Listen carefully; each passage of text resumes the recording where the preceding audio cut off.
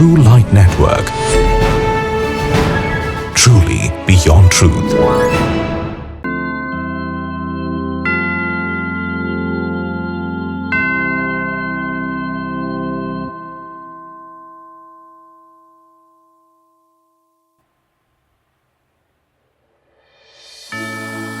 கர்த்தராகிய இயேசு கிறிஸ்துவே, கோர்ட்டில் நடந்து கொண்டிருக்கும் எட்வின் கொலை வழக்கில் நான் வாதாடுகிறேன்.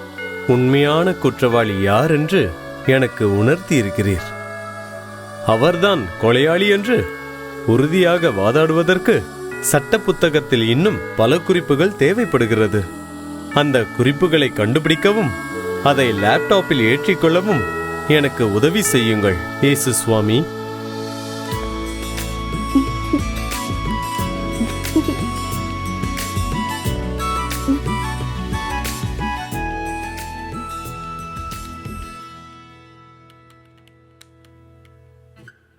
அம்மா, அம்மாவுக்கு முக்கியமான வேலை இருக்கு. எதுவா இருந்தாலும் முன்னாடி வந்து பேசு.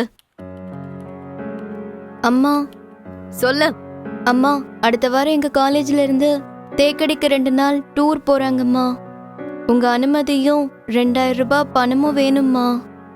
நான் எடுத்து நடத்துற கொலை கேஸ்ல இன்னைக்குதான் இறுதியான வாதம். ரொம்ப டென்ஷனா இருக்கேன். டூரும் வேண்டாம், ஒண்ணு வேண்டாம். பேசாம காலேஜுக்கு போயிட்டு வா. அம்மா போன்னு சொல்றல, போ.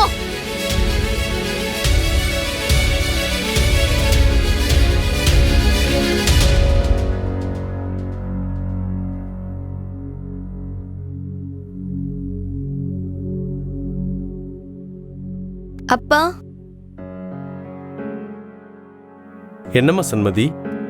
அப்பா, எங்க காலேஜ்ல இருந்து தேக்கடிக்கு டூர் போறாங்க. 2000 ரூபாய் வேணும்னு அம்மா கிட்ட கேட்டேன். அம்மா டூர் இப்ப வேண்டான்னு சொல்லிட்டாங்க. நான் டூர் போகிறதுக்கு ஹெல்ப் பண்ணுங்கப்பா. அம்மா, பிள்ளைகளே, பெற்றோருக்கு கர்த்தருக்குள் கீழ்ப்படியுங்கள்னு பரிசுத்த வேதம் சொல்லுது. அம்மா என்ன சொன்னாங்களோ அதுபடி நடந்துக்கோமா.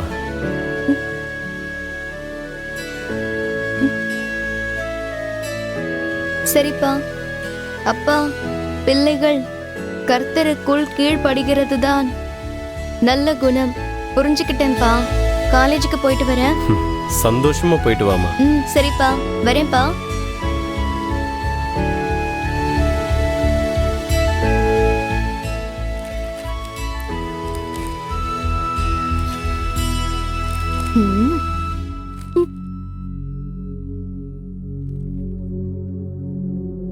மதுமிதா, என்ன?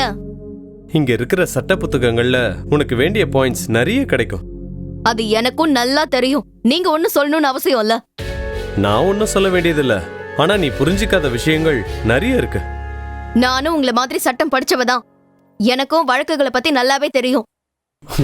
வழக்குகளை பத்தி தெரிஞ்சா நீ இந்த எட்வின் கொலை வழக்க எடுத்து நடத்தி இருக்கவே மாட்ட. ஏன் இந்த எட்வின் கொலை வழக்க நான் ஏன் எடுத்து நடத்தக்கூடாது? இந்த எட்வின் கொலை வழக்குல ராபர்ட் தான் குற்றவாளின்னு உனக்கும் தெரியும், எனக்கும் தெரியும். இந்த வழக்கு முதல்ல என்கிட்ட தான் வந்துச்சு. ஆனா நான் எடுக்கல. காரணம், இதுல நீதி இல்ல. இது கள்ள வழக்கு. இது கள்ள தராசு. கர்த்தருக்கு அருவருப்பானது. பரிசுத்த வேதம் சொல்லுது. அத நீ தெரிஞ்சுக்க. அதெல்லாம் எனக்கு தெரியாது. ராபர்ட் இந்த கொலை வழக்குக்காக 10 லட்சம் பேசி 5 லட்சம் அட்வான்ஸா கொடுத்திருக்கான். அவன் ஏன் கட்சிக்காரன். நான் அவனை காப்பாத்தணும். காப்பாத்தியே தீருவேன். இதுவரைக்கும் கோர்ட்ல நமக்குள்ள நடந்த விவாதத்துல எனக்கு தான் அதிகமான பாயிண்ட்ஸ் கிடைச்சிருக்கு. இன்னைக்கு அந்த பாயிண்ட்ஸ் எல்லாம் உடைச்சு காட்டுறேன். உங்களை ஜெயிச்சு காட்டுறேன். ஓகே ஓகே, சரி சரி. நான் குளிச்சுட்டு கோர்ட்டுக்கு போகணும். அங்க சந்திப்போம்.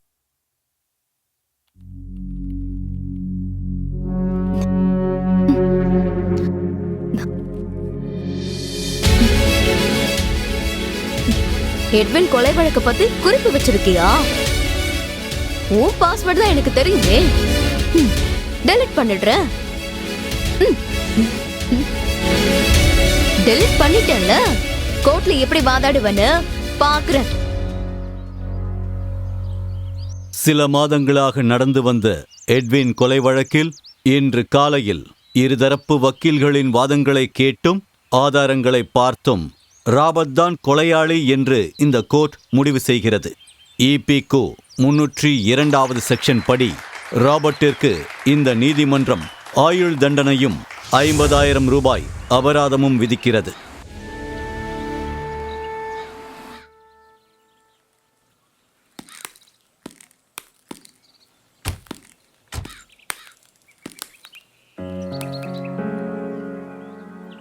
வழக்கு தோத்து போச்சேன்னு வருத்தமா நிக்கிற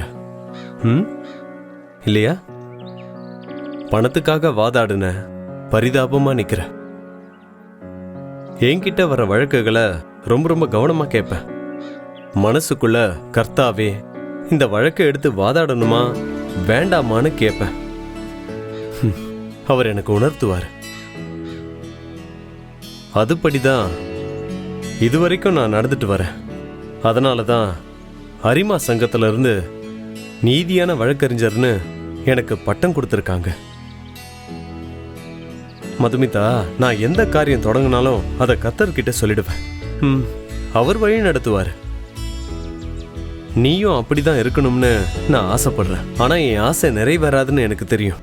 எட்வின் கொலை வழக்குல நிறைய பாயிண்ட்டுகளை நான் லேப்டாப்ல ஏத்தி வச்சிருந்தேன். கோர்ட்டுக்கு போய் பார்த்தா பாயிண்ட்ஸ் எல்லாமே டெலிட் ஆயிருந்தது. உடனே நான் கர்த்தர்கிட்ட தான் சொன்னேன். நான் வாதாடும் போது எல்லா பாயிண்ட்டுகளையும் வரிசையா எடுத்து கொடுத்து ஜெயிக்க வச்சாரு.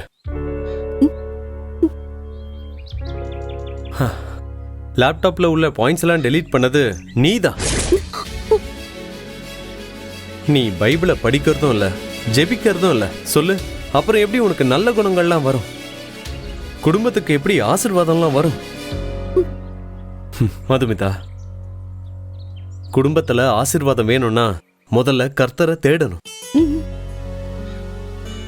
அப்படி நீ தேடுனாதான் கணவன் மனைவிக்குள்ள ஒரு அன்பு வரும். கணவன் மனைவிக்குள்ள அன்பு வந்துட்டா நிம்மதி வரும். நான் உம்மிடத்தில் விண்ணப்பம் பண்ணுவேன். என் ராஜாவே, என் தேவனே, என் வேண்டுதலின் சத்தத்தை கேட்டருளும். இந்த வார்த்தை மீது நம்பிக்கை வச்சா கர்த்தரால வாழ்க்கை நலமா இருக்கும். நீங்க சொன்ன வார்த்தையை புரிஞ்சுக்கிட்ட, என் தவற உணர்ந்துட்ட. கர்த்தரை இனி மறக்கவே மாட்டேன். நானும் உன்னை மறக்கவே மாட்டேன். கர்த்தரோட கையை பிடிச்சு நான் உன்னை சந்தோஷமாவே வச்சுப்பேன்.